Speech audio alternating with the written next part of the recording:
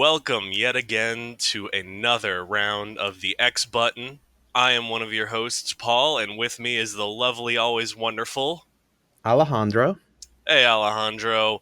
All right, so we are recording a little bit early today because there were some things that were going on that we wanted to cover as soon as they came out. But before any of those things, I have to ask you, Alejandro, what have you been playing, seeing, or hearing? I hear that you have been doing some stuff in the background. Yeah, so remember last week when I said that after I finished Concrete Genie, I looked at the corner and I saw that my Hmm. PS3 was there just sitting plugged in, and I'm like, "Huh, I kind of want to play you."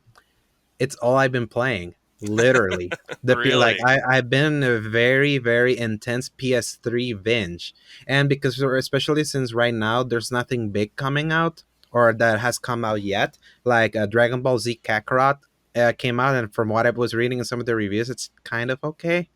Hmm. So it's It, like, yeah, yeah. there has been nothing for me to be like, okay, there's nothing really new to play, so why don't I just take the time to go back to some old stuff, because I'm feeling a little bit of a nostalgic kick, especially Hmm. with the new consoles coming out this year. I always get nostalgic of things from years past. I don't know, that's just me. So after I beat Dead Space 1, I immediately fired up Dead Space 2 and finished it. Mm. Then um, I don't know if I ever told you about this story about my PS3. So my PS3 has been acting up, and Uh-huh. there's something wrong with the disk drive that whenever you put in a disk, it sounds like it's getting stuck. So now Oh. I have actually found a loophole to, like, whenever you put a disk, you have to lift the console, like tilt it in a weird 90-degree angle for the disk to actually not get stuck trying to load, and then finally it will load. So I finally got to re-experience my all my physical collection, and the first game that I put in, Star Wars: The Force Unleashed, the Ooh. good old Star Killer. So, and the thing is that Star Wars: The Force Unleashed is probably one of my most played games from that generation, because I was such a sucker for that game, Oh, even though yes. it has a lot of problems, a Hmm. lot of problems, especially after playing Jedi Fallen Order, where we said that it was a little buggy and all that. It's got nothing Oh. compared to the jankiness of the first Force Unleashed, where the physics will mess up, and the wonkiness of some of, like, the you moving through the environment and all that would Mm. start going against you, and some cheapness to it. But the story of that game is still so good, and I was able to play through it in an entire sitting. And man, it just made me realize how what a good series that was, and how much they screwed it up with the second game, and how that left everything Yeah. in limbo. And I have the second game installed in digital, and I'm like, should I play this? Then instead, what I did was I went back to my library, and I was like, what am I feeling an itch that I haven't had an itch with? And I saw that I had the 2008 reboot of Prince of Persia was staring at me, and I was like, Oh, gosh. I do remember this game. It was like the Ubisoft's attempt to, like, reboot Prince of Persia into, like, a more cartoony open world, like, but that's very artistical. Oh, And yeah. He had, that like, the red clothing and that weird gauntlet thing. Was that it? Yes, yes, Okay. that Yeah, one. yeah. Yeah, so and then you had, like, the companion that you would that she would, like, teleport you as you were doing the platforming and all that. Hmm. And so yeah, I played through that thing in 1.5 sittings, and I beat it also. And then Dang. because then I decided to go back and read about it. I was like, what happened to this game that apparently sold really well initially? It sold like 2.2 million copies in its first month, No but kidding. then they never continued it. Yeah, then they never Oh. continued it. And then as I was reading, it was like that apparently that was Ubisoft experimenting with their technology, which they actually started using with the first Assassin's Creed. And then when I read that, I was like, Oh. do you know what? I'm feeling itchy right now. Now reading this and having played the thing, I was like, I'm gonna go back and play the original Assassin's Creed, and that's all I've been playing over the last 2 days. And man, it's been a roller coaster. So just have you counted how many games I played? I have counted at least four, I think, as you said, just you finished Yes. Dead Space 2. Yeah. You Hmm. played through The oh wait, entirety of Force Unleashed. yes, Force Unleashed, and then you played Prince of Persia, and now you're on Assassin's Creed 1. and that is Yes, within the and span of less than a week, by the way. yeah, since the last time we recorded for anyone My listening, gosh, and yeah, and I think you have something to say about Assassin's Creed a little later, I uh, do. due to coincidence, some coincidence. But one thing I'll just mention is you don't realize how long games are these days until you go through all Yes. those four games and you realize how short they are relatively and Hmm. how much better that is because I got to experience all of it and I never felt like anything was wasting my time and they felt complete and they felt unique, especially two of those games being Ubisoft. And you know my thoughts about the homogeneity of Ubisoft lately. So, Paul, what have you been playing? Because I haven't been watching or seeing seeing or listening to anything noteworthy. So, what about you? Got it. Well, for me, I'll start with seeing just because it's very short. But I've been watching through Parks and Recreation with my fiance, Yes, and first time. no, second for me, first for her. So I knew that like I really wanted her to experience that, especially because many people have called me a budget Chris Pratt because I'm not quite as handsome as Yeah. him, but I do have a Yes. very similar demeanor and way of acting. And his character, specifically Andy, is extremely similar to me in the way that I'll say things, completely put my Hmm. foot in my mouth, and miss the point of a lot of stuff. Yeah. So I really wanted her to experience that, and now she's finally like gotten over the weirdness of those initial seasons, where like they kind of weren't sure what they were doing. They figured out what was Season really one. working. Yeah, season one especially So because we season one was actually the skipped yeah. season one. We didn't even Oh, okay. bother Yeah, with it. because that's the thing. Season one's the quote unquote bad season Oh, because it's that's the one terrible. that was completely didn't know exactly what I wanted to do, and then starting from season two, I thought it was one of the best comedies out there, and that just Oh got yeah. progressively better. It was a lot Especially. better. It Hmm. did have to work through a little weirdness of the second season. We didn't start like directly on the first episode of season Hmm. two, but we started like a couple episodes in and then worked from there. And it just got better and better the more they realized which characters were their like bread and butter, and that's when they started really getting it.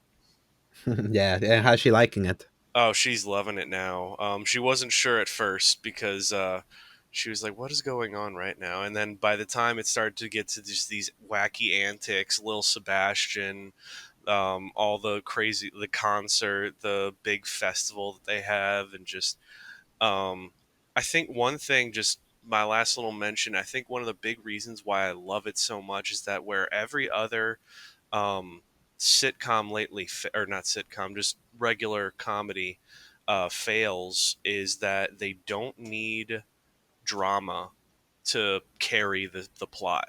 With Parks and Rec, it's all crazy antics. It's all goofy nonsense. Anything that's kind of dramatic is played for laughs. They kind of like put it in, get it out quickly. But where you have stuff like The Office and things like that, well, they have the comedy in there, but then for whatever reason, they start throwing in drama. They start throwing in affairs and scandals and weird things that it's like, why are The y'all whole doing thing this? with Pam and Jim, the whole thing Yeah, with Pam and Jim in seasons two and three. Yeah. well, not just that, but then even way at the end where they had that whole thing with Pam getting kind of friendly with the sound guy in the background, Mm. and that was like, what is going on, guys? Come on, that's not what we're here for. But Hmm. like Parks and Yes. Rec, don't have to worry about it. It's all goofiness, and I love that Hmm. about it. But I will yeah, always say, especially because those two series were created by the same guy, Greg Daniels. hmm, Comedy wise, The Office has the highest highs, but because of all the drama and all the very inconsistencies that started happening around season five, and then with mm, Michael Scott leaving, with yeah, the Steve Carell exiting the show thing, and then uh, basically carrying that show farther than it needed to, especially with a really, really, in my opinion, really bad season in season eight with hmm, Robert California, James Spader, that then kind of recovered itself a bit for the final season in season nine. I would say Parks and Reg managed to stay a little bit more consistent throughout, and I yes, think that to me makes it a overall better show. Even hmm, though I know a lot of people would rather watch individual episodes of The Office many more times rather than rewatch the entirety of Parks and Rec, which I think right, there's merit to both of that. I just personally, I'm a sucker for consistency myself and not yeah, having to think, oh, this was really good and then it went bad. I yeah, think that just sours experience sometimes. So yeah, I'm Team Parks and Rec in this case. Awesome. Good to know because I'm 100% right there as well. But Mhm. so back on to playing. What I have been up to most recently, I'm trying to think if I've played anything else actually. Even I don't think I have. I've been trying to play a little bit of Rocket League just because Mm-hmm. my options got really messed up and I can't get it dialed in. So I'm terrible now at Rocket League and it makes my Mm-hmm. soul hurt because that used to be a huge game I played. Still playing a little bit of Dragon Ball Fighters, but most recently, out of nowhere, I saw one of my friends playing Assassin's Creed Unity, and I went, you know what? I'm gonna pop that in and try it. Completely not realizing that you had gone back and played the original Assassin's Creed. Yes. So just for a little context, when we were trying to prep for this show yesterday, Mm-hmm. whenever when you guys listened the day before we started this recording, because I had given Paul the previous like, man, you will laugh to see how much I played. Have you been playing anything? Because I think we could potentially have a meaty what have we been playing discussion. And then Mm-hmm. he literally mentioned, oh yeah, and I popped back Assassin's Creed Unity, and I just literally sent him a screenshot of what I was playing. I was playing Assassin's Creed One. So we're like, huh. And we didn't even coordinate this. We Nope. promise. Like Yep. this was completely yeah, that was like so serendipitous. I Oh think yeah. you're like my spirit animal, Paul, because I think that says a lot. True that. We just think the same. We are like, oh, I feel like going back to this specific game. It was and now I kind of want to go back and play Assassin's Creed Odyssey after playing Unity. It's just to see like the jump, you know. Oh, Um that'll be a definitely a big jump. oh yes, you're A not lying huge about jump that. in feel and style and all of it. Those games couldn't be any more different. Especially why like Odyssey haven't been the last one that I played, and then going back to this one almost 2 years later after I finished Odyssey. Man, the series has really evolved, and Mm, I feel like ironically, because just thinking about that and this being a relatively slower week compared to the news apocalypse that we suffered through last week, I wouldn't say suffered, but we went through all the big stuff and us relatively recording. Paul, is it okay if we jump into the topic of the show? I say this is the perfect time. Yes, especially because it's literally what we've been playing. So Hmm. I want to call this episode Creedy Appreciations. And yeah, I know it's a terrible name, but I don't care because I Terrible. hope that that makes it. I hope that makes it something that's like, huh. But I just kind of wanna just talk to you about your history with this series, because I mean, because you put Ragnarok as one of your honorable mentions for last week's episode That for is most anticipated correct. game of 2020, and how I mentioned that I was already in because I'm just a huge fan of the series, but I kind of want to hear your. How did you start with Assassin's Creed? Which one was which? What year did you start in, and which game did you start with? Because I do Yes. remember how and when I started all of them. So, Oh, that's gonna be some fun. I'm gonna try to keep it as short as possible. go Just for it. so quick highlights of how I got into the series is, of course, my parents were very like conservative, very careful about what they exposed me to, Hmm. including anything rated M for mature video game wise. I could get away with some things, especially like military shooters at my uncle's house, and he'd let me play all the old Medal of Honors and the Call of Hmm. Duties. Medal of Honor wasn't even rated at M, by the way. Just as an Oh interjection, yeah, those were rated T. you are correct. SOCOM Navy SEALs though was definitely M, and he Oh did yeah, let me that one, play yes. that, Hmm. and I loved it. But and Rainbow Six, of course. But Yep, those back were on M track.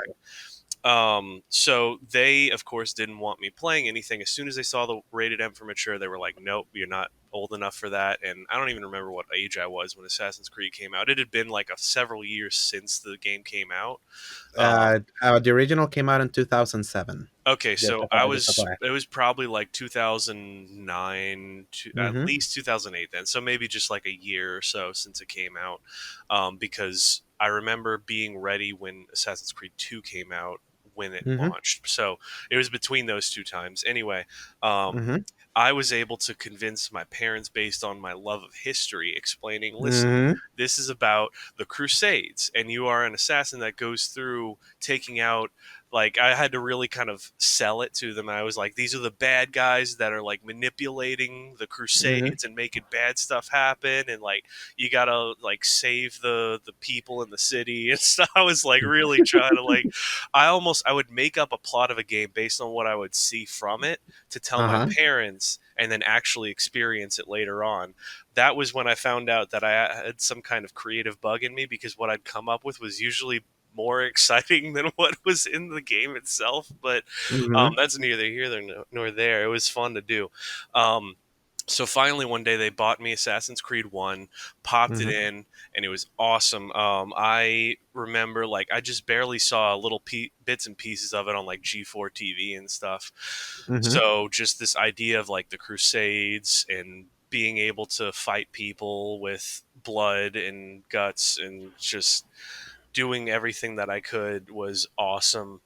And I was loving every second of it. And honestly, I didn't even like that it was technically set in the modern day. Hmm. I was one of those And I was people.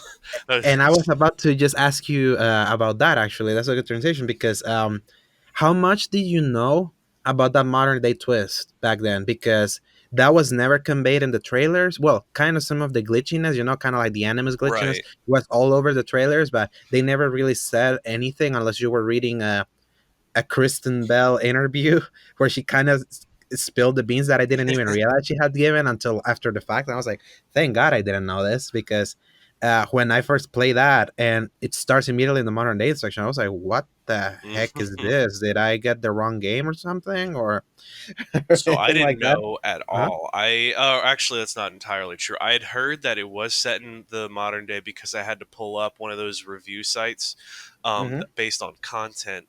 Excuse me, to show my parents, and that's when they were saying, "Oh yeah, part of it takes place in the modern day," and I was like, "Okay, that's weird. I guess like that. I don't know what the deal is with that." And then they explained it's like not time travel, but you're looking back into it, and I was like, "Oh, that's stupid. It should be just like a medieval game."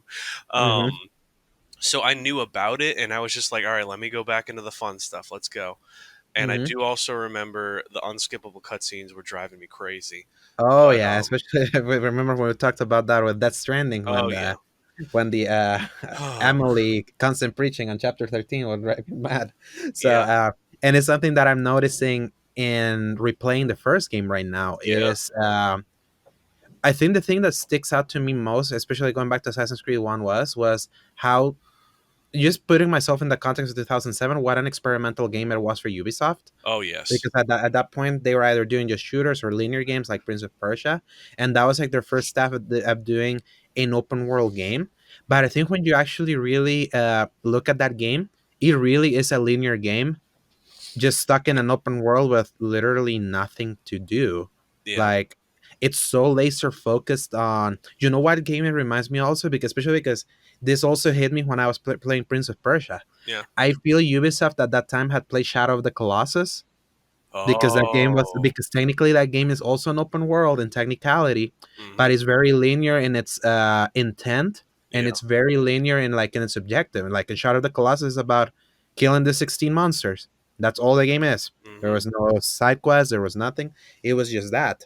And then the Prince of Persia reboot was liberating these four places in whatever order you wanted. There's only four enemies with just one-on-one enemies that you would fight here and there that were just like shadows, but it was just about the four different boss fights Mm, in a very open, desolate open world. And then Assassin's Creed, like the main thing is about the nine assassination targets, right. and you going to the different cities and doing like the quote unquote side missions were actually objectives. So you stalking the prey, getting the information, and all that, and then you go straight to killing the bosses. So there were no side activities, nothing extra to do other than collect flags. So it's very interesting to see how vapid it is in comparison to what they did afterwards. Mm-hmm. But I feel time has been kinder to this game because of the bloat that has plagued Assassin's Creed now.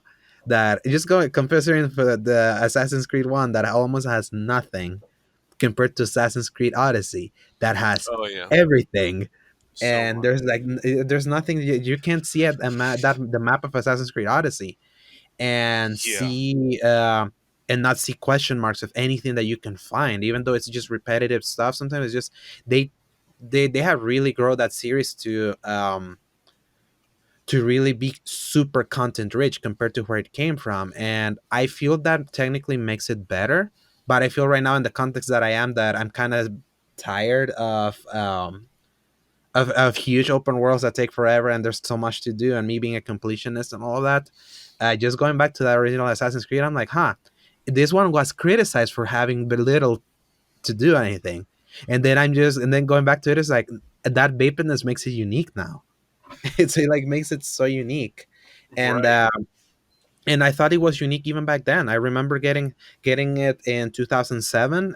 It was we were visiting an aunt in Texas for holiday break, and I had just received Christmas money, and I wanted to buy a game, and I had remember seeing just screenshots and a couple of videos of this one, and what it reminded me most was it looked like Prince of Persia, and Prince of Persia was like a huge favorite series of mine on PS2. Those three games: Sands of Time, Warrior Within, The Two Thrones, and to me, and at that time, that was like 2 years since I had played a Prince of Persia since the previous one, and there Hmm. was like no signs of the rebooted one because that one came out a year after. So I was like itching, and I was like, okay, this looks kind of similar, and oh, it's open world, and you can climb everything. Remember, open worlds at that time was just GTA, and in GTA you couldn't go. You could technically go everywhere. That was like the big thing with GTA, but you couldn't True. climb everything. So there was just something very next gen Hmm. about it.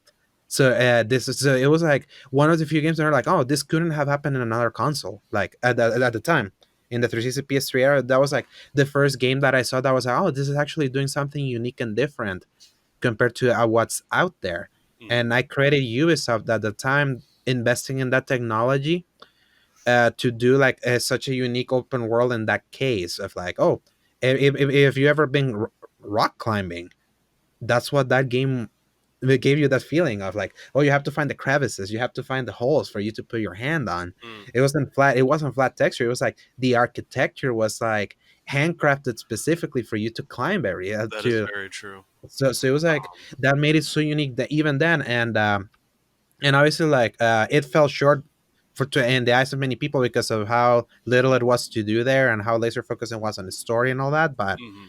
I feel that the fundamentals were so sound because look how big that series became afterwards. Oh yes, and speaking So of which, good. I think that's a good chance to jump into my experience so far with like the intermediate stage Mm-hmm. of after a few iterations. Now we're in Assassin's Creed Unity, and I have to say, despite my issues with the game itself, a lot of the issues, that's where they really started focusing on these microtransactions to speed up your Yeah. progression. They Mm-hmm. really focus on this co-op with like the heist missions, which I will say, great concept, kind of poor execution, but you know the Incredibly idea. poor execution. Um, Incredibly poor but execution. the idea, just to imagine you're playing with your three other buddies with your own individual like setups, and you're going in to take on this really difficult mansion or something like that. What an awesome idea that they came up with like that. Mm-hmm. But one thing specifically that I wanted to mention, based on what you were saying about the rock climbing, is the free running in Assassin's Creed Unity. I will still say has no parallel Mm-hmm. in the series, because I remember when they talked about it, they specifically so carefully and meticulously motion captured actual free runners to Mm-hmm. watch what they did to go up, and like that's how it was. It wasn't just to hit this button to go up or to down. Like individually, it was if you're holding the right trigger and you're holding the X button, you were Or the going to circle button. Mm-hmm. slowly, or yeah, but I mean, like if you were To holding go the up. X button, you'd go Mm-hmm. up. If you were Mm-hmm. going the circle button, you'd slowly go down, but based on like actual free running techniques. So he would go up, he'd do the little spin when he would make it to one little piece of the windowsill and leap off to grab onto the lantern piece and pull himself up through that. It was so fluid, and I completely forgot how awesome that is to Until actually it feel breaks on like. you. Until it breaks on you. Yes. Which is a problem with the series that with the whole free roaming of this entire franchise, that everything is so automated, Hmm. which can make for fluid movement when it works, but it can easily break. You want to make this jump and it jumps left, it jumps exactly where Yeah, you don't want them to jump. And I feel that was even exacerbated more in Unity at that time. But I will when agree.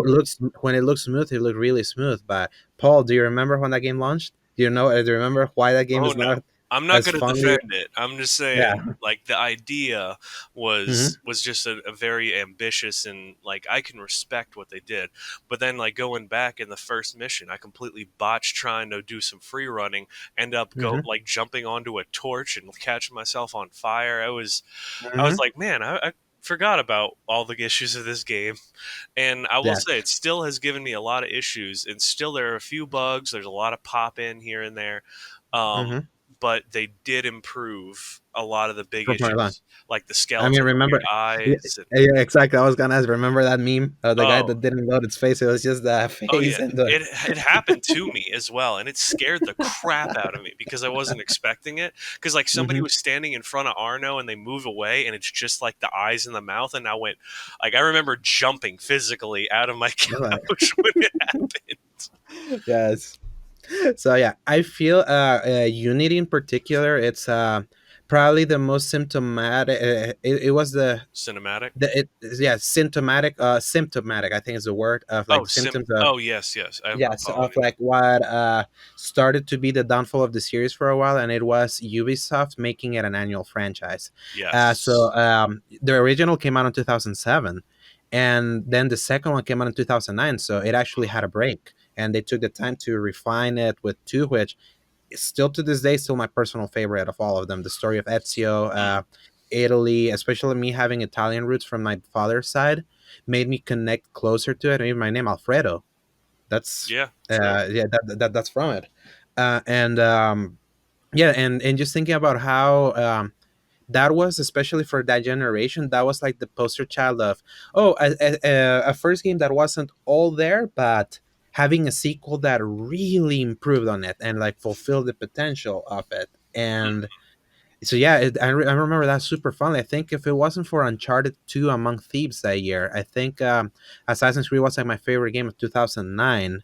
mm, But I just prefer Uncharted 2 a little bit better than. But I still I have so many great memories of 100%ing the second game, the tombs, the story, how like it became a little bit more involved and took itself a little less self-serious, especially because the first game is so serious, hmm it's so self-important, and like it forces you to like stand there as like someone gives you a full spiel about what you're about to do or why they're the bad guy, and then when you kill them and then they tell you a full spiel about how wrong you were and all that. And the second one was a little leaner hmm in that case. Then starting from there, in 2010 we got Brotherhood, 2011 we got Revelations, 2012 we got Assassin's Creed 3, then at 2013 we got Black Flag, 2014 we got Unity, and also Rogue that came out on the last gen consoles at that time for Oh, them to have yeah. something to I play. still haven't even played Rogue. I have played it, and I'll tell more about it in a little bit. And Okay. then 2015, Syndicate, which Mhm. actually it's one of my personal favorites Really? because I really like I really like the London setting and Mm, playing as Jacob and Evie Fry. But I feel at that point the sense of malaise with the series had finally hit, especially because Unity was considered a bad game, yeah. like a bad, especially how it launched and all that, and the all the microtransaction design was snafu and all that. That even though Syndicate improved on it, at that point people stopped caring because um, the previous year they got burned. They didn't want to get burned again, and then they finally took the break. Yeah. A 2 year break again. 2017 we got Origins, and then a year later we got Odyssey, and then they took a break again. Yeah. And I feel that them releasing Odyssey was more them wanting to have a games as a service, because Origins was they when they launched they say, oh, we want to support Origins over time with DLC and extra events. You know what all the games as a service thing do these days, especially Mm, with Ubisoft. But the skeleton of Origins wasn't built for that, other yeah. than just DLC. So Odyssey instead was built for that, and they actually kept their word and supporting that thing over the last year. There's so much that they've added, especially with the Mhm. DLC and the free stuff that I haven't even touched. But yeah, so and I feel that the annualization of Assassin's Creed over time made it a less special series for me, even though I was still playing all of them. I Uh-huh. still love the fundamental idea. I still loved just the trying to follow out the meta narrative until it kind of went off the rails after three, where Mhm. it became a little aimless with like no end goal. At least by the time we reached three, there was an end goal. Then after that, I don't feel there has been an end goal, and I don't think there's still one. And I feel the quality then started hitting because I would say. I think two, Brotherhood and Revelations, are all pretty great. Three is when things started to fall apart a little bit for me. What were your Yeah. experiences with three? Oh, I had a poor experience with three, unfortunately. I was one of those people that was extremely excited for it. Just the idea, like he's a Native American Hmm. assassin. He's assisting the I almost said resistance, what the heck? The revolution Uh-huh. in the Americans, and I love the Revolutionary War time. I loved everything about it. So I was stoked about all this. It looked awesome. The trailers Yes. looked awesome. It felt like an evolution. It felt like, oh, the technology has evolved. Look how smooth the new animations look. Him Mhm. going with the trees. The combat is looking even fiercer and quicker. And then And they had said it was made in a new engine. And then, yeah, I played it, and I had two major complaints. The first was that it was completely unplayable for me personally because I got to the tutorial portion where they said you had to blend into people, and it would mm-hmm, glitch, would not allow me to, and I would I would fail. out It of would hell. auto Hmm. load, and then I would just play through the same segment again and again and again. And it would not let me actually blend into the crowd to continue the story. And That what console was were you playing, by the way? 360. Just on 360? Okay. Yeah. And then after that, once I finally I waited, I think for a day, and they uploaded a patch or downloaded a patch onto my system that actually fixed some of that enough to let me play. And my other issue is that you play through most of the game without actually being able to play as the adult Connor that we were Mm-hmm. advertised and shown this whole time. Mm-hmm. Yeah. At least for Ezio and all the other times, you're either already a badass assassin, or at least you are this character that you have come to know and love, and you're growing with him. Like Ezio was already an adult, really. I mean, you had that moment where he was a baby, but we don't count that part. Exactly. Um, That was his rush. That was his. You see him be born, and then you flash forward to his adolescence. Right. But then with this, we played as his dad for almost half of the game. It was like three to Mm-hmm. four sequences worth of him doing this stuff, and you couldn't even actually have any freedom. Then you play Mm-hmm. finally as a young Connor. Don't get to do really anything outside of playing hide and Because there's more seek. tutorial. Because there's more tutorial. Yep.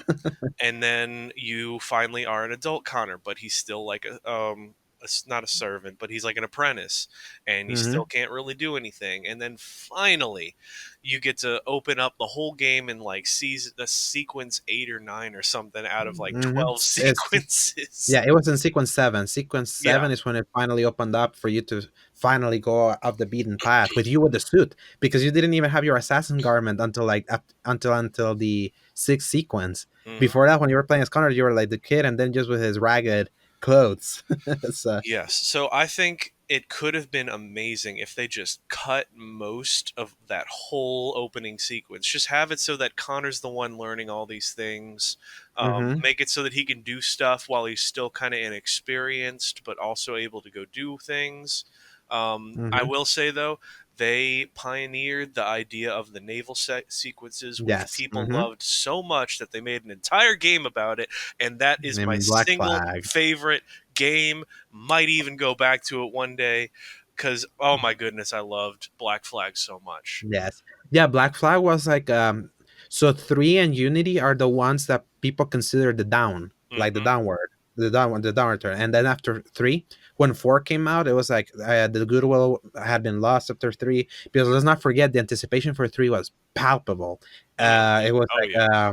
commercials everywhere. It was like a high anticipation. It was like topping a lot of people's most anticipated games this year, and then it ended up topping a lot of people's most disappointing games, next to Mass Effect 3 that same year. And then Black Flag, it was like, another one. And this is already 4. We just got 3 the previous Oh year. yeah. All right. And it's Pirate Motif. I'm not sure about that. And then people are more positive about Black Flag than they're negative. Like there's so much love for that one, and I love it for the naval sections of it. Oh I yeah. feel it's a poor Assassin's Creed game, but it's an amazing pirate game That is because exactly correct. I was going to say that as well. I wanted to clarify it Mhm. that he is not never actually an assassin until the very end. and And even mhm, then, it's not even really an assassin at all. He just kind of does mhm. his own thing, but it's a fantastic pirate game.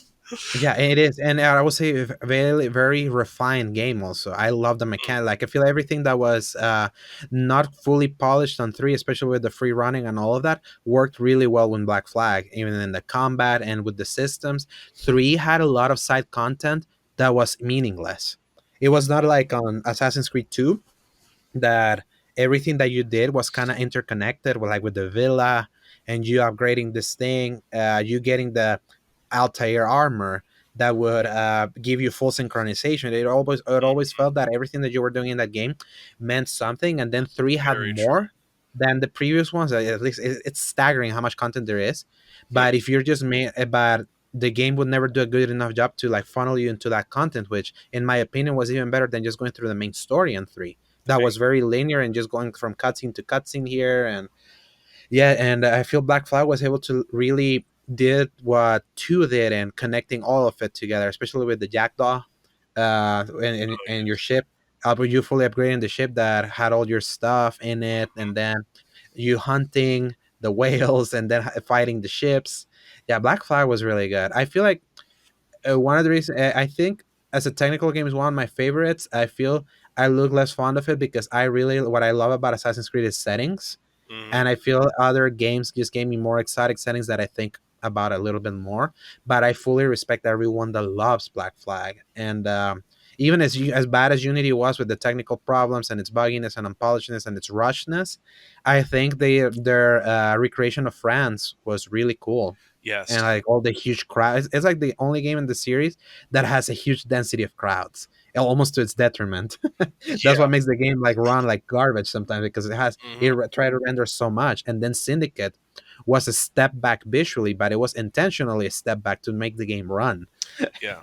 so, And so I yeah, can respect them mhm. for that, to like try to maximize what they wanted to do rather than Mhm. saying, "Hey, look what we can do."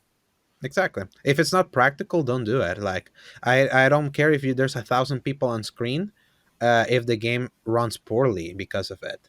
Yeah. And I would always have a polished game that, again, I'd rather a game not be too big if it's not if it doesn't make the game better. And So Paul, now oh, let's do some quick fun stuff. So give me your three favorite settings of all the Assassin's Creed games. ooh, that is a good question. Mhm. But real quick, I did want to comment on that last thing that you said. We were saying how you shouldn't do something just because you could. I notice Mhm. in Unity, the crowds is such a big thing that they wanted to focus on. I have barely even touched the game, and I have found like 4 or 5 missions that have just these massive amount of crowds for no reason. Just to point Mhm. out, like you were exactly right. They wanted to put that in at every chance they could to just like, hey, look at all these hundreds of people in here. It's hilarious. Mhm. Um, and oh my goodness, it was ridiculous. But yes, so continuing to answer your question, ooh, top three. So right now, in no particular order, Yeah, don't do order. Just give me your three ones, and then just yes. say this one's my So favorite. absolutely, Odyssey's ancient Greece. I love ancient Greece in that time period. I Mhm. got really into it in eighth grade. I think that was around when 300 came out, and I got really into like Mhm. the old, Yeah. like the myth. That's when I heard about it. I was like, "What the frick? This is awesome!"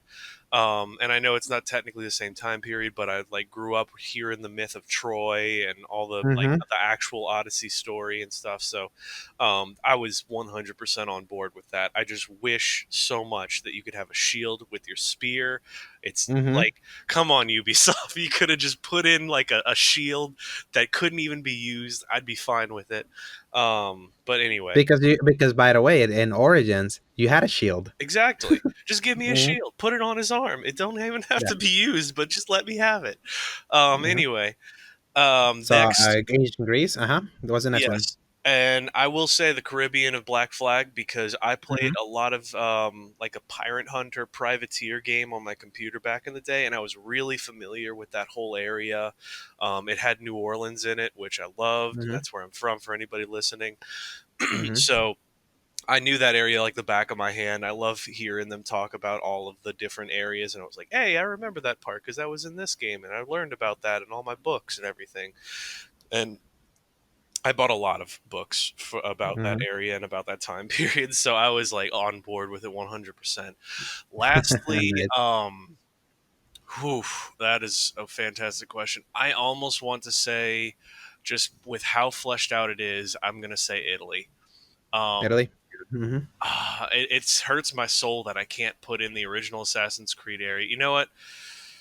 Oh, if I have to put honorable mention, okay, it would be the like Acre and Hmm. Damascus and Jerusalem. Yes, Like, and loved it Jerusalem of the original. Yeah. so Hmm. much. I wish we could one day go back to that in a modern Hmm. Assassin's Creed, or not modern, Yes, but like get what I'm saying, like a new modern. like a new modern game, like an Yes, that's actual it.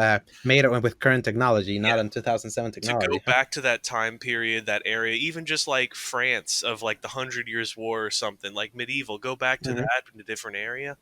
Oh, I'd love that. But I would have to say my top three still. So Greece, the Italy. Hmm. Caribbean, and And Italy. Italy, based on just how much you could do in that place, and it gave me a lot of knowledge about it because I did not know a lot about Italian history. And it's So, super cool, oh especially when you think about Rome. And I yeah. feel that Italy,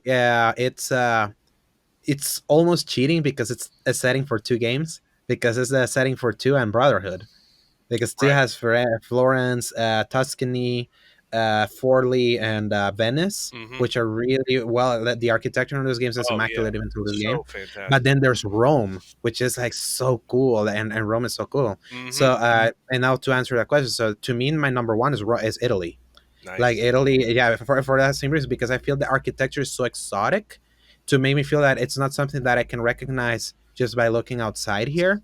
And Hmm. I feel it's so well intricately designed.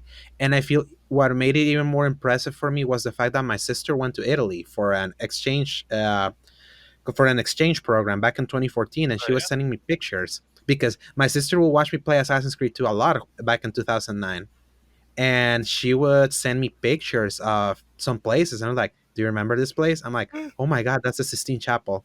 Oh my god, that's like all these places from the game that are like they're actually well recreated, maybe not in scale but in look and design. And that to me it was so magical for me as someone that loves history and geography, that I was all about it. Then my second one, I would actually say, especially playing through it right now, I don't care if it's recency bias or anything, the three settings for the original game are really special. Especially there's just something about having a game about the cities that Jesus walked through. Hmm. Like just thinking, just kind of thinking about contextually that these are some of the cities that Jesus Christ was in, and knowing especially our context, Paul, Oh yeah. and our upbringing, and yes, obviously it's under the violent context of the Crusades and the battle against the Muslims there and Saladin and all that. But there's just something the way seeing how well realized the ambience of that game is, Mhm. with like the coloring,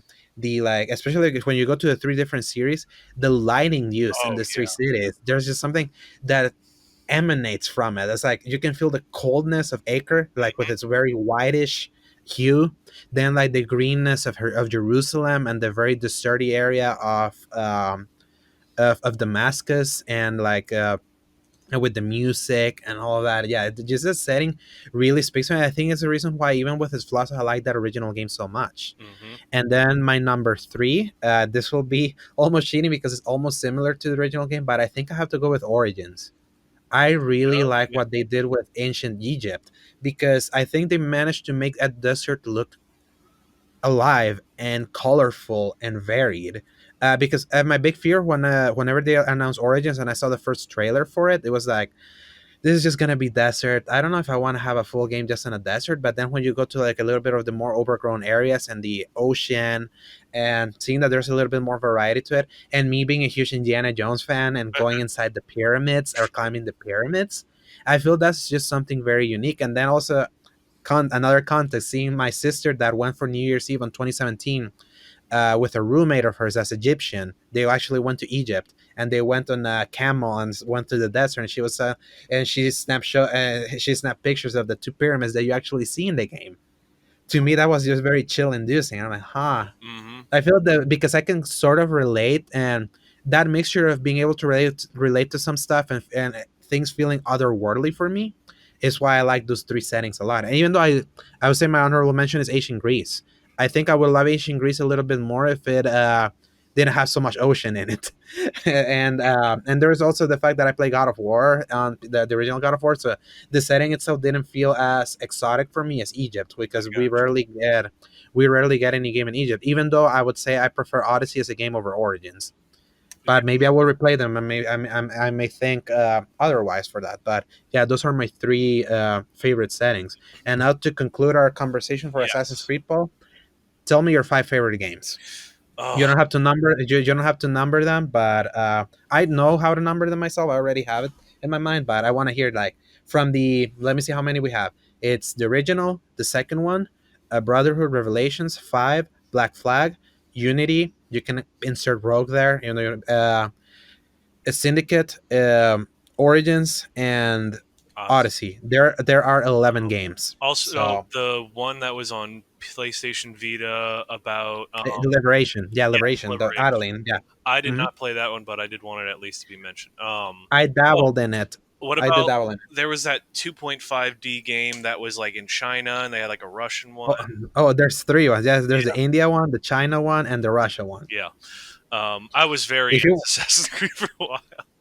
oh yeah, me too. That's what Yeah. we're talking our appreciations of the highs and lows of this series right now. So, top five, I would say, um, once again, in no particular order because I'm going to completely botch it somewhere along the lines, but definitely Brotherhood for sure. Mm-hmm. I loved Brotherhood. Mm-hmm. um, then we got Black Flag, of course. Mm-hmm. I'll put Odyssey in there because I just really Yeah. enjoyed the feel Mm-hmm. and comfort of it. Let me think. I would have to say the second one. I don't think I've said the second yet. Yeah. Um, Assassin's Creed 2. Mm-hmm. yeah, and then last one that I felt the best about probably would have to be just the first one then, Mm-hmm. because I mean I enjoyed Revelations, but I was not fully on board with this sudden Mm-hmm. like change of pace. Mm-hmm. Um, and I could not get into that as much, I sadly. will just say Revelations. It's like after Unity, it's my least favorite of them all, especially because Revelations is the one that started suffering from the annualization and Ubisoft trying to justify a new sequel by adding a bunch of crap True. to it to be like, look what we added. But there is something to be said. It's like it reminds me of Tony Hawk, how Tony What? Hawk eventually like because it Oh, was I thought you were like doing kick flips in Constantinople out here. I was like, yeah, no, which no, game no, did no, you no. play? No, no, no. But it's more like what happened to the Tony Hawk series, where an Activision and Neversoft kept releasing games over and over and Yeah. over again. Okay. And then the things that they added, now you can ride a supermarket cart, and so it's just it was just so, and then in that one was like, oh, there's tower defense. Now you can craft a bunch of bombs, even I though bombs forgot are not about that. in my play style. So yeah, Revelation, especially the story of Revelations, is really great. I I will would say say the that. story, Yes. yeah, the story of Revelation, the conclusion of Ezio and Altair's Mhm. story, and seeing it all kind of connect and leading into the third game. I feel Revelations works well on from a story perspective, but then as a game, is the one that suffers from all the bloat, and that to me just left me with a little bit of a bad taste in my mouth, and is the one that I replayed the least. But Mhm. yeah, so you already said your five games, Yep. right? So what are Brotherhood, yours? Black Flag. Okay, so um, honorable mention, I gotta say Okay. Origins, because I really love the setting. Origins, I feel I probably would like it even better now if I were to replay it, because now after having sunk so much time into Odyssey, I would probably be more on board with how they changed the mechanics and the RPG ness of things Hmm. and all that, because Origins was going that way, and Odyssey went all the way. So True. I feel that with Odyssey, the whole thing with it being the Wonder Woman game that I never that I never thought I would have with playing as Cassandra, I Hmm. think that nudged it up for me a little bit. But I feel they're both interchangeable in a way because of how it changed the series from what it was, and I still don't know if that change was for the better. But I know for sure I really love playing that one. And then my number five is Odyssey. Again, you can interchange both of them. Loved Cassandra, loved how much that game had me balls deep in it for 2 months in 2018. I couldn't stop playing it, Yep. and I never thought it was gonna grab me as much as it did. Same. So fourth for me would be Syndicate. which is actually from the same studio that did Odyssey. I feel Syndicate Hmm. is often overlooked, and I feel there's just something about the dark nature of London that really gives me a Sherlock Holmes vibe, and especially some of the way that you conduct some assassinations and even the Jack the Ripper DLC that really gave me all the vibes that I really love about that area in England. And I really love the dynamic of Jacob and Evie Fry. There's the whole Gangs of New York style that you have in that game where you do like Yeah. battles in the streets with gangs. I really love the kind of combat that was not about swords but was more about hand combat with with your gauntlet, with Yep. like your hand knuckles, or if you're playing as Evie Fry, your staff Yep. that also doubled as a knife and all that. And I feel stealth wise, it was probably the one that started getting stealth the best, because I feel Assassin's Creed, as much as it is a series of being a sneaky assassin, mechanics wise, it never had like fully featured stealth mechanics myself. It's just about walking behind someone and stabbing. There was no crouching. There was no like being putting yourself behind walls that Mm. they finally started doing with Unity. So I feel Yes. like Syndicate was like a nice realization of the formula at that time. And unfortunately, because it didn't sell, that's when they went to the drawing board and went all RPG with the other ones. But Yep. yeah, I have a special spot for Syndicate still, and I really wasn't expecting to love it as much as I did, but I did. Then my number three would be the first game. The first game again. I feel, for all its flaws and for all its vapidness and for all, like I was mentioning, how little there is to do compared to what the series has become. I feel there's something really special about going back to it with its setting and its unique intention of just being what it is. Just an assassin game where you kill your 9 people. No need to do races. No need to do all this other stuff, or getting bogged down with other meaningless side missions and all that. I feel there's just something really special, especially in the context of open world games having become too bloated these days. Hmm. I feel that just resonates with me a little bit more now on a 2019 context. And I would even say, even playing it on a PS3, even though the frame rate on that game on that console is terrible compared to the 360 version that I originally played it with, I feel visually the game holds up. There's just something about the way the visual style of that game still holds up even to this day. I think it's something about to do with the lighting Hmm. and all of that. I feel the other Assassin's Creed games started to look a little bit more cartoony. That started to make the games not age as well. I feel the first game has aged well visually. So yeah, I'm gonna put that one as my number three. Okay. My number two is Brotherhood. I feel what I like about it is that it takes everything about Assassin's Creed 2 and improves on it, like the whole villa mechanic of the original. As you're upgrading something, that has been applied to the whole city. I feel it had the perfect balance of adding enough side stuff for it to feel fully featured without feeling bloated. It had the balance perfect, and I feel where it falls a little bit short is that it being a intermediate game, the story, at least in the Ezio side, is a little inessential in a way. It's very simple, but I think it gets props for having some of the best Desmond moments, especially because the ending of Brotherhood is nuts. Oh, It's nuts. If you I remember don't know. that, Oh yeah, it was. yeah. I remember. Oh yeah, I remember playing that on January 1st, 2011. I made an attempt because ironically the first game and Brotherhood I finished them right on New Year's Eve. So, and they both blew my mind with their with their endings. And yeah, I thought that was a really crazy cliffhanger that had some nice follow up and revelations, but it wasn't quite as potent I thought it as. was a little bit contrived because after all this craziness, like, oh, they made him kill old girl, and then Uh huh. they were like, oh, she was a spy the whole time. Don't ask Exactly. questions. Exactly. I feel it was a little cop outy, and and I feel it could have been handled better, especially because it's never really fully explained afterwards. It was just in those weird first Yeah. person sections of the of Revelations. You wanted to play some Desmond stuff, so yeah. And then let's not forget, Brotherhood also introduced multiplayer into the series, Yes. and multiplayer could have been so terrible, but it wasn't. It was unique. There's a lot It of. felt like, yeah, I was like, I could not believe that as a multiplayer in an Assassin's Creed context actually worked. Hmm. And it was, I remember playing that a lot in holiday 2010. Yep. But then number one, Assassin's Creed 2. Assassin's Creed 2, like I have 100% of that game in three different consoles, on 360, on PS3, and the collection on PS4. I feel that one is just the perfect Assassin's Creed game for me. That nails everything and doesn't have too much. Like for it to feel overwhelming, and always pushes me every time that I replay it to want to go 100% it, because everything is so well interconnected. And hope Ubisoft eventually realizes that I'd rather have a game where everything matters in a good way instead of just being too big. Because I feel it's the reason why Ghost Recon Breakpoint was their breakpoint. Hmm.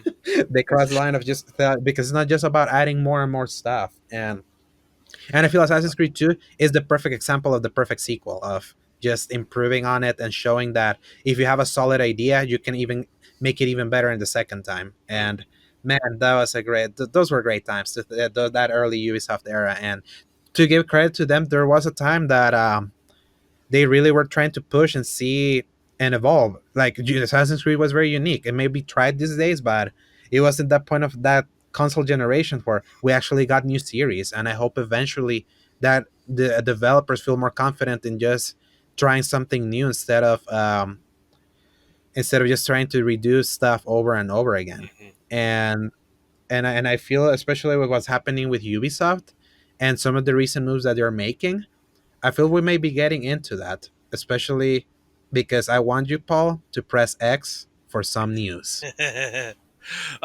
Yes, that is a wonderful thing to jump right into our next little segment. hmm And Not many news this week, but I think there's this one that will be very, very interesting for so many people because it has to do with Ubisoft. yes, it does. So I think we can just truck along with some of this because I mean, hmm we've kind of talked some of it to death. We have Yes. more delays, everybody. We have the Iron Man VR, which honestly I'd only found out about like a few weeks ago, and Really? kind of Uh huh. genuinely a little curious about it. It has Uh been huh. delayed to May 15th. Alejandro, do you remember when it was supposed to come out? It was like April, I At think. the end, no, no, it was at the end of February. February. Oh, And the reason why I didn't talk about it because I don't know you have a PSVR and I don't know if I have one, uh, but to me, I decided to add it this because it's just another because Iron Man VR was delayed the day after we recorded the last episode, so it was like okay, another one got delayed, and I feel the thing that makes that one unique is the fact that because I've seen some videos of it, everything that you think about what Iron Man would do, you can actually recreate on VR with the controls. How does he it sounds fly? You put your hands behind. How do you stop hovering? You put your hands down. Apparently it works really well and man, makes me want to shell out for a VR eventually. right? But hey, yes. And now it's on May 15th, and ironically that was the day that the Avengers game was gonna come out. So they probably because Iron Man VR is a Sony game. They're actually publishing it, and they probably saw, the Avengers game just left a vacancy. Let's get some more time with this. Let's put it on May 15th. That might So exactly be why they did that. yeah, considering a lot of these games, we read all the statements that Square put with the other games, and also CD Projekt Red with Cyberpunk. Hmm. And I would even say that yeah, I will never begrudge them for taking more time to get things right. I'm not wanting for games to play right now, especially with my nostalgic kicks. And it's not something that I think I will be able to play anyway at the beginning. But hey, for anyone that still has a PSVR, because I know our own Sack, does have a PSVR, I think this would have been a cool, fun game for him. But he will have to be waiting until May Yep. 15th. But this other delay is a little bit more significant because of the Yes. way that they delayed it. So, Dying Light 2, a game that I had completely forgotten was actually coming out in 2020, and it was supposed to be scheduled for this spring. And because I had forgotten about it and not having a specific date, that's why it wasn't in any of our lists from last week. But they have said that they're delaying it from spring 2020 indefinitely. It's And out of here, yeah, boys. yeah, so it's Oh, like, oh man. But that to me is like, I don't want to believe that it's canceled or anything, but to me, doing such a significant delay, what it tells me is that they're probably going back to the drawing board, and it's probably going to be a PS5, Xbox Series X game, yeah. because that game on E3 2018 showed really well. Apparently, everyone that saw demos of it, and even last year's E3, they were saying that apparently Techland had something really special with almost Witcher levels of special. No. And no, they're saying that yeah, in the way how they were making decision making and affecting worlds, and in the intent of you interacting with the world around you, and the things that could stop you from even seeing so much of it. Apparently, they said that Dying Light 2 was taking it to another level. Hmm, And to me, thinking about it, it's like, if they're really going to take it on another level, it's probably not a good idea for it to be on aging hardware like the PS3 and PS4 and Xbox One. true. So, and historically, whenever they did Dying Light 1, that game was also going to have a 360 and PS3 version, and they canceled them because they're like, they're just going to hold us back on our design because we have to make all this game similar. Let's just stick with current hardware. So, I think my prediction is that it's delayed indefinitely because they're waiting for the new consoles to launch and they're going to make it exclusively for those consoles, which I'm not too opposed because we will definitely need games to play there. But yeah, so Dying Light 2, for anyone that was excited for that, you won't be able to play it anytime soon. I was definitely curious about it because Dying Light 1 was a sleeper hit for me back when that came out. Yes. And then they kept like coming out with content for it for whatever reason. They Yes. had the battle hmm royale mode, they had the vehicles, they had all the new hmm weapons, They had the big expansion, the following, I think it was expansions. called. Yeah. So Um, yeah, that game was a surprise hit for many. And you know why we get so many games now at the beginning of the year? Because Dying Light was originally gonna be a fall 2014 game and got delayed to January 2015, hmm, and that game yeah, murdered. Like there's nothing else to even though, buy. yeah, there was nothing else to buy. And the irony is that back in 2011, Dead Space 2 and Little Big Planet 2 came out in January and they did well. And then in I remember. 2010, Mass Effect 2, which was also a fall 2009 game, got delayed till January and it did really well. Hmm. The proof was there, but then people just completely decided to ignore those months until recently. Yeah. Until like Dying Light became such a huge success in 2015. Now we see so many games released at the beginning of the year. 2010 right now has been conspicuously quiet in comparison, but compared to other years, I feel there was always something to play in January, and I feel developers should feel a little bit more confident in using this early months of the year because a lot of people will always be wanting to play something new True. and will be starved for something new. And yeah, Dying Light was the opening salvo for that, for this generation, for that regard. Hmm. So, and let's not forget the Resident Evil games and Monster Hunter World also came out in January. Yes. So, yeah, God, they success look has been found then. Yeah. so. So yeah, So well, now our next thing is the Splinter Cell creative director now returns to Ubisoft. Now, Alejandro, you were the one to bring us into this. Put that on my radar.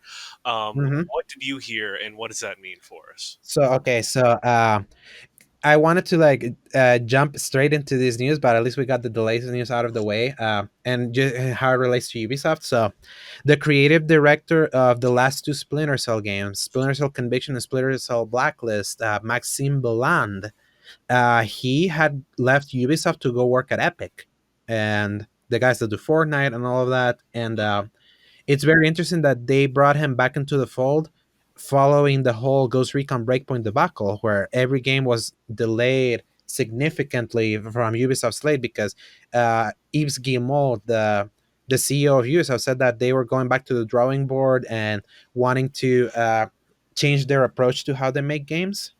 And the thing is that Maxime Beland is very historically has been with Ubisoft for a while. He was a creative director of Rainbow Six Vegas.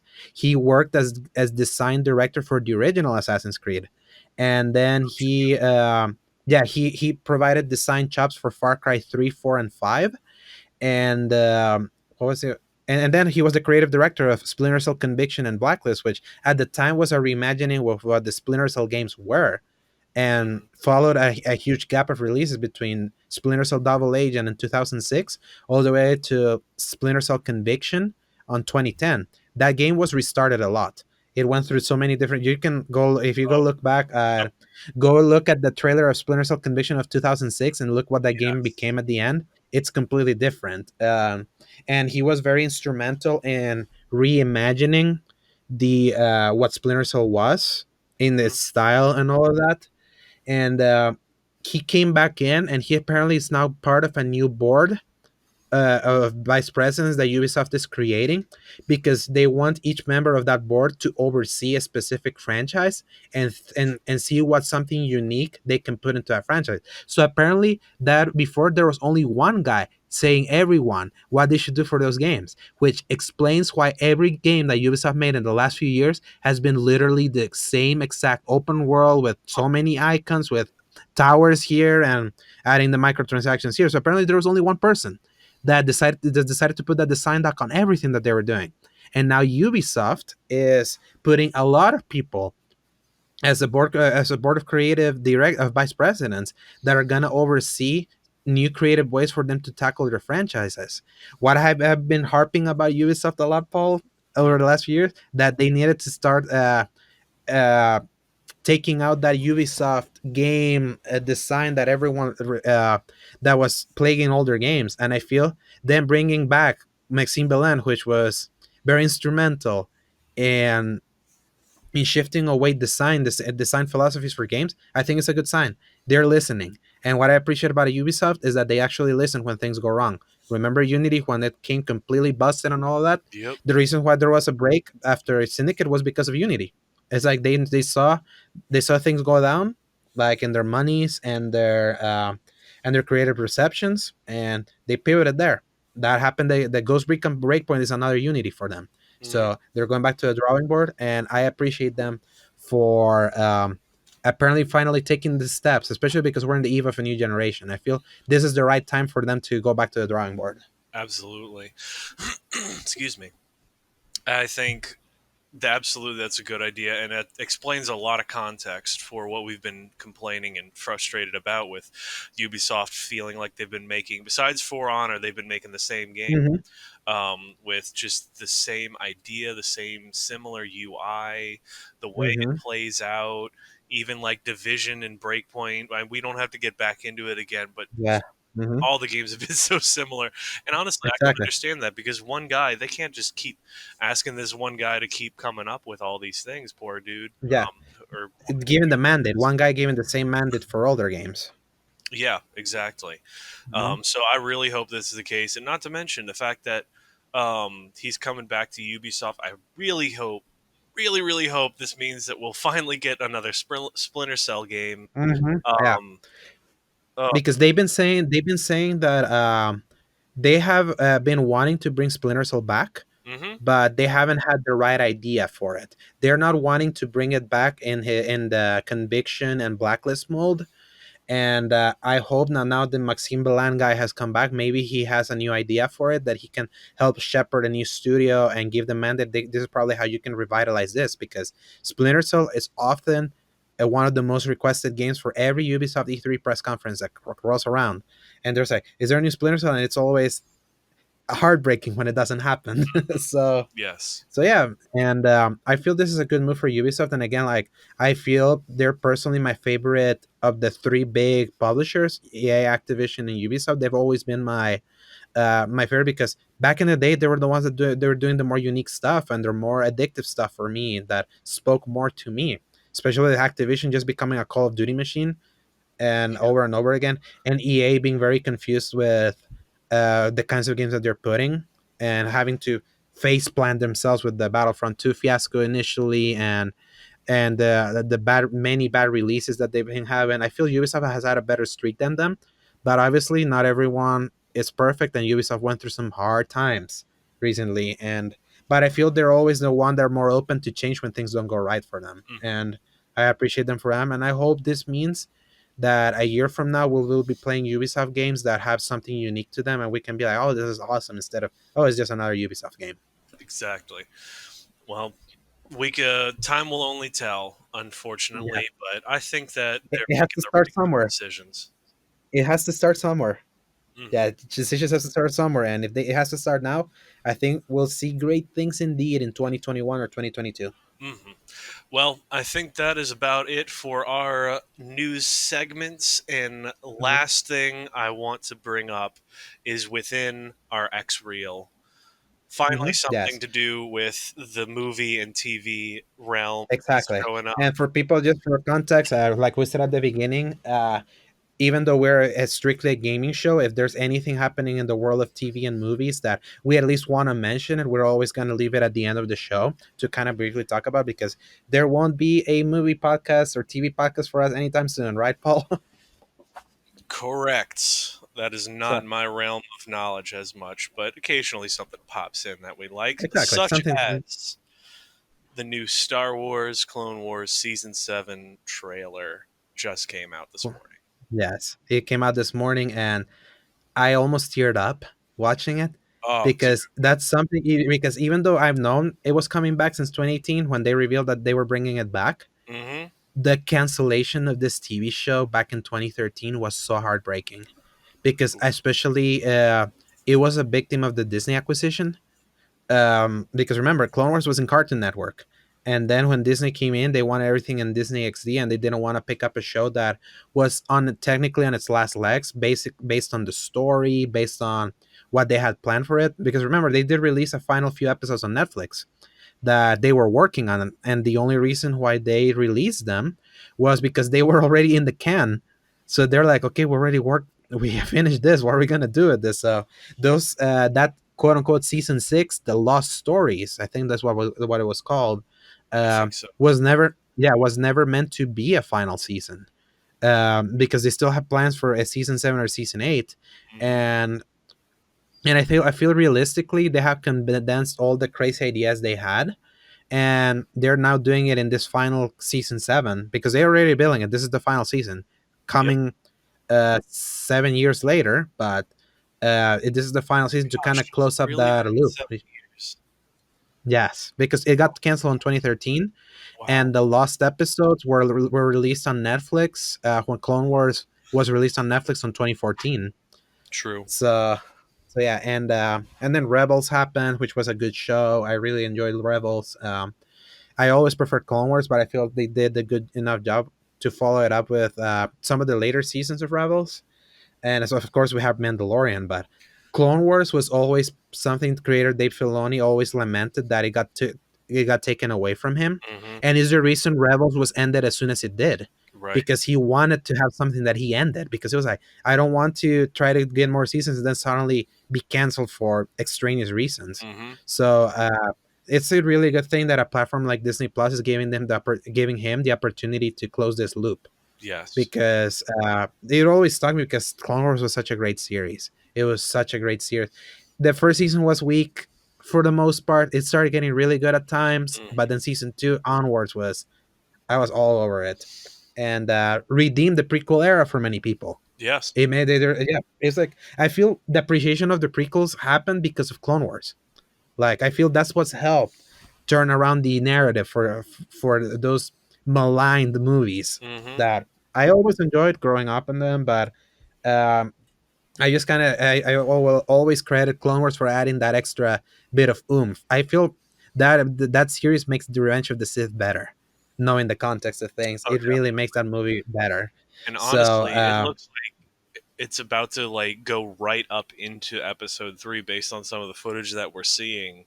uh huh, And some may dialogue, yeah, some it's dialogue, making right? me very curious. I mean, like he even uses the exact Mace Windu uses Phrase. this exact same line of like, "I sense a plot to destroy the Jedi." I was like, and it made me think, what if like I know it's probably not going to happen, but what if they just went straight into and through the plot of Revenge of the Sith, like in their I own think way? that was the idea. That was the idea. No, from what it's actually not impossible. They actually talked about that whenever they were working on some of the stories for their potential even season 8. One of those stories was gonna be Order 66. They Oh were my, gonna like show a different perspective of that happening.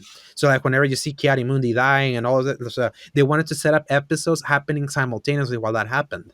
oh, Like when Order 66. So that was like the idea of how they wanted to show that, especially from Ahsoka's perspective. Where was she when Order 66 exactly. was enabled? So I would hope, let's hope to see if they're able to cover that with season 7. But just based on that tiny little snippet of dialogue, I'm like, huh, they're actually, it's interesting where they're showing us where they are. So, Oof, man. so yeah, man, I'm very excited. At February 21st. I'm so ready for it. I'm gonna, and not to mention Disney Plus probably won't just put the whole season out. It'll be a weekly. No, they're not. Oh, they're not. No, Ah, no, no. Yeah, yeah. Yeah, they're a weekly thing. Remember, they understand that I the binge know. model for them it's not gonna work because they want people to actually stay subscribed for them, and it worked well for Mandalorian for them. Oh, If it I'm perfectly honest, it was like it makes business sense. I was a big proponent of the binging, and then I realized that as more new things started coming out that were just binging, and it always felt like I needed to watch it when it dropped, otherwise I would have it spoiled and all that. right. It started making me regret that model. It's kind of like with Witcher. I've only seen the first two episodes. Still, I really enjoy watching it because I'm watching it with my mom. I haven't. That's why I haven't put it Hmm. in our scene section because I haven't fully finished it. But to me, it was just felt good to know that I had something to watch on my own pace. But knowing everyone was talking about the freaking song of the second episode, then whenever I heard it, I was like, "This wasn't that great." I mean, it's not like the Game of Thrones song from Podrick at the end of like the second episode. That was like the Jenny song. That I was expecting something like that was gonna Wow. resonate. But yeah, when I heard, it, I was like, yeah. So I think, and again, this happened because I wasn't watching it at the time. Maybe if I had watched it the day of, but then hearing people like PJ talk about it, then the internet toss account for the Witcher, all of that, and then we're hearing it. I'm like, yeah, I feel this is the problem. This is the problem. It Hmm. gets overhyped real quick. So yeah, but hey, conversation for another time. I'm excited for Clone Wars and at least something to worthy to stay subscribed with Disney Plus because after the Mandalorian ended, there Hmm. was no reason because I feel the biggest failure that Disney Plus has right now is not having enough new content ready to be rolled over. I think they were kind of banking on their huge back catalog to justify its existence. Like, they'll be fine just having all the old Star Wars movies there, all the Marvel movies, even though there's not all of them yet. A few of them are still caught on licensing deals and other streaming services. Hmm. Um, but at the same time, I feel like me not feeling the particular itch of movie watching old stuff compared to my itch of playing old stuff. I feel Disney Plus as being a little bit of a letdown post Mandalorian. So, but hey, Clone Wars. I'm all for some new Clone Wars. True that. Well, I believe, Alejandro, that is going to conclude our episode today. I Yes, think we did much better on time, so on we time. respect the Absolutely. time of everybody listening this time. Yes. But in any case, is there anything, one last little thing that you want to say before we finish this out? I would say, hopefully, by the time you listen to this episode, we're still working on trying to get all these episodes in different podcast services. I believe that's still a PJ and SAC question because they're the ones that were able to put one of our previous shows on those feeds. So hopefully, by the time you listen to this one, or by the time you listen probably to episode 4, whenever we record that one, um, we will be able to blast this outside just YouTube. So, but in the meantime, we'll always try to post every show every Monday at 10 a.m. And even though we sometimes slip the ball and actually promoting when it goes live, and that happens because sometimes I'm at work. Right now, I'm not at work. We're able to record because I had a little bit of food poisoning that I was able to stave off during this whole hour and 17 as Which I'm I'm seeing in our impressed, time here. honestly. Yeah, and yeah, so that's why I'm not able to post because of the call center doesn't allow me to have my cell phone with me where I can make that kind of post. So, but yeah, we're still Monday show 10 a.m. and we'll try our best to always remind you that we want to be as consistent and make this a show for you to be entertained and hear some of our rumblings. So, Yes, indeed. And I mhm, want to add one last thing. Once again, if y'all heard anything y'all liked, if y'all had any suggestions on what you want us to talk about, if you played a lot of Assassin's Creed as well and you want to talk about it, feel free, leave a comment if you're listening to this on YouTube. If not, search us up on Facebook at StatX Media. Just ask us questions. Let us know something mhm, that you want, yeah, something that you don't want. We love to talk to y'all. That's why we do this. And mhm, with that, I believe we're at our last little moments, Alejandro. So, ladies and gentlemen, thank you for joining us, everyone. We love doing this. We love talking about it. We love y'all. And we will see mhm. y'all next week.